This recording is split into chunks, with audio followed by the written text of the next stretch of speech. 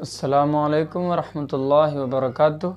اللہ کی ذات سے میں امید کرتا ہوں کہ آپ حضرات خیریت سے ہوں گے انشاءاللہ۔ اس سے پہلے نماز کے طریقے میں نے آپ کو بتایا تھا رکوع کا طریقہ اور ہاتھ باندھنے کا طریقہ۔ اب میں آپ کو آج بتاتا ہوں سجدے میں جانے کا طریقہ۔ ہم لوگ کیا پڑھیں گے آج؟ سجدے میں جانے کا طریقہ۔ جی، سجدہ میں بھی جانے کا طریقہ ہے۔ تو یہ آپ کے سامنے سجدے میں جانے کا طریقہ، آپ اسے سنیں، دیکھیں سبق کو، کیا آپ اس طریقے پر سجدے میں جاتے ہیں؟ اگر نہیں جاتے تو اس سبق کو پڑھنے کے بعد، آج کے بعد انشاءاللہ آپ ضرور جائیں گے اور دوسروں کو بھی بتائیں گے۔ سجدے میں جانے کا طریقہ ہے کیا ہے؟ تکبیر تحریمہ تکبیر کہتے ہوئے سجدے میں جانا، یہ تو ہم کو معلوم ہے، آپ کو معلوم ہے کیا ہے؟ تکبیر کہتے ہوئے، تکبیر کیا ہے؟ اللہ اکبر، یہ تو ہم آپ جاتے ہی ہیں۔ سجدے میں غلطی کہاں ہوتی ہے؟ یہ دیکھیں آپ، سجدے میں جاتے وقت سر اور سینے کو نہ جھکانا، یعنی جب ہم سجدہ میں جا رہے ہیں تو ایسے اکڑ کے نہیں جانا ہے، بلکہ ہم سیدھا رہیں گے اور سیدھا جائیں گے، سینہ بھی ایسے رہے گا اور سر بھی نہیں جھکے گا۔ یہ بات کہی جا رہی ہے کہ جب سجدہ میں ہم جائیں گے، جب سجدے میں جائیں گے تو ایسے اکڑ کے نہیں جانا ہے، نہ سر جھکانا ہے اور نہ سینے کو بلکہ سیدھا رکھنا ہے، ٹھیک ہے۔ نمبر 3 دیکھیں آپ، نمبر 3 میں بتا رہا ہے پہلے دونوں گھٹنوں کو زمین پر رکھنا۔ جب ہم زمین کیا کریں گے؟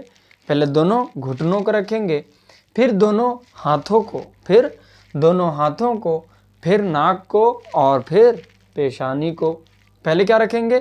پہلے دونوں گھٹنوں کو زمین پر رکھنا، پھر دونوں ہاتھوں کو، پھر ناک کو، پھر پیشانی کو۔ یہ آپ یاد رکھیں گے، پہلے گھٹنا، پھر ہاتھ، پھر ناک، پھر پیشانی، ٹھیک ہے۔ یہ سجدے میں جانے کا طریقہ ہوا۔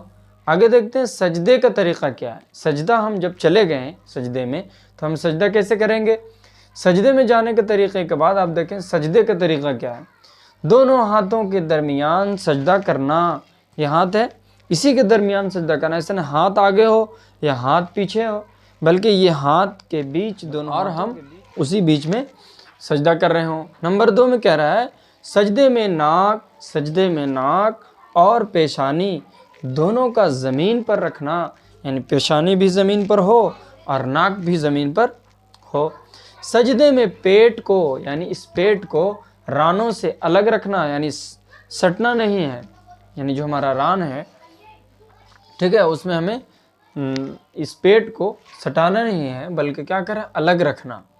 نمبر 4 پہلوؤں کو بازوؤں سے الگ رکھنا، ٹھیک ہے، یہ الگ رہے گا، ہے نا۔ سجدہ میں ہم جائیں گے تو الگ رکھیں گے، لیکن ایسا بھی ہوتا ہے کہ جب جماعت سے آپ نماز پڑھ رہے ہوں تو بغل میں آپ سجدہ کرے گا تو اتنا پھیلا دے گا کہ آپ کو تکلیف ہونے لگے گی، تو اس کا بھی ہم لوگ جماعت میں سے جب نماز پڑھیں گے تو اس کا خیال ضرور رکھیں گے، ہے نا۔ اب ایسا نہ پھیلا دیں کہ بغل والے کو تکلیف ہو اور وہ خود بھی پھیلا نہ پائے۔ پڑھ رہے ہیں سنگل نماز پڑھ رہے ہیں تو اس کا پورا خیال رکھیں، پورا پھیلیں، اور جماعت سے بھی پڑھ رہے ہیں تو بھی پھیلیں، لیکن تھوڑا سا بغل والے کا خیال ضرور رکھیں۔ نمبر 5 کہنیوں کو زمین سے الگ رکھنا، کہنیوں کو زمین سے الگ رکھنا، یعنی زمین میں کہنی ہماری سٹی نہیں ہونی چاہیے۔ نمبر 6 سجدے میں کم از کم منیمم کتنا؟ سبحان ربی الاعلیٰ 3 مرتبہ پڑھنا۔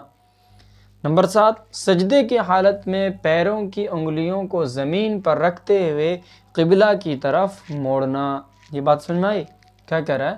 سجدے کی حالت میں جب ہم پیر رکھتے ہیں تو ایسا نہ ہو کہ پیر کھڑا ہو یا پھر انگلی ایسے کھڑی ہو، بلکہ کہہ رہا ہے کہ انگلی رکھتے ہوئے قبلے کی طرف موڑنا، پیروں کی انگلیوں کو اپنی حالت میں نہ پھیلانا نہ چپکانا ہے، بلکہ جنرلی جس ٹائپ سے ہماری انگلی رہتی ہے پیر کی، ویسے ہی ہماری انگلی رہے گی۔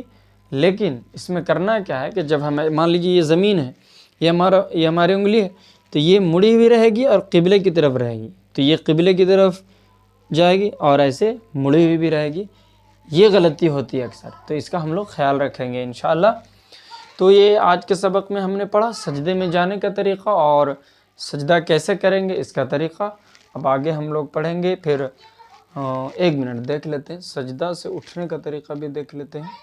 देखिए सजदे से उठने का तरीक़ा, सजदे से उठने का तरीक़ा भी पढ़ लेते हैं ताकि एक सबक में ये मुकम्मल हो जाए। हमने क्या किया सजदे में, हमने क्या देखा, सजदे में नाक भी पेशानी भी ज़मीन से लगी हुई होनी चाहिए, कोहनी ज़मीन से अलग होनी चाहिए, बाजू पहलू से अलग हो और पैर की उंगली अपने नॉर्मल तरीक़े पर रहेगी और क़िबले की तरफ मुड़ी हुई रहेगी।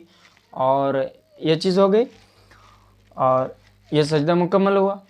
ठीक है, नंबर 1 पेशानी नाक ज़मीन पर लगी रहेगी, कोहनी ज़मीन से अलग रहेगी, उसके बाद पेट हमारा रान से अलग रहेगा और क़िबले की तरफ हमारी पैर की उंगली मुड़ी हुई रहेगी और नॉर्मल तरीक़े पर रहेगी।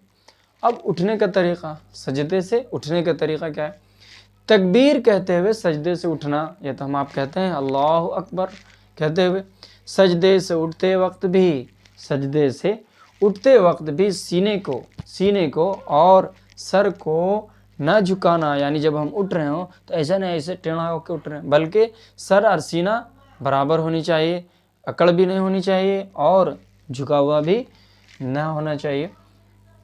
सजदे से उठते वक्त पहले पेशानी उठाएंगे। क्या उठाएंगे, पहले पेशानी उठाएंगे फिर नाक उठाएंगे। जब सजदे में जाएंगे तो क्या करेंगे, पहले नाक रखेंगे फिर पेशानी रखेंगे, फिर दोनों हाथ, फिर घुटनों को उठाना, पहले पेशानी फिर नाक, उसके बाद पहले पेशानी फिर दोनों हाथ फिर घुटनों को उठाना। सजदे से उठते वक्त पहले पेशानी फिर नाक फिर दोनों हाथ फिर घुटनों को उठाना।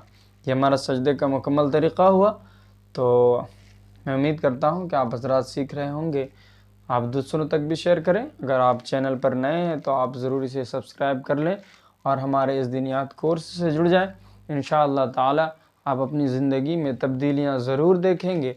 जज़ाकल्लाहु खैरल जज़ा। अस्सलामु अलैकुम व रहमतुल्लाहि व बरकातुहू।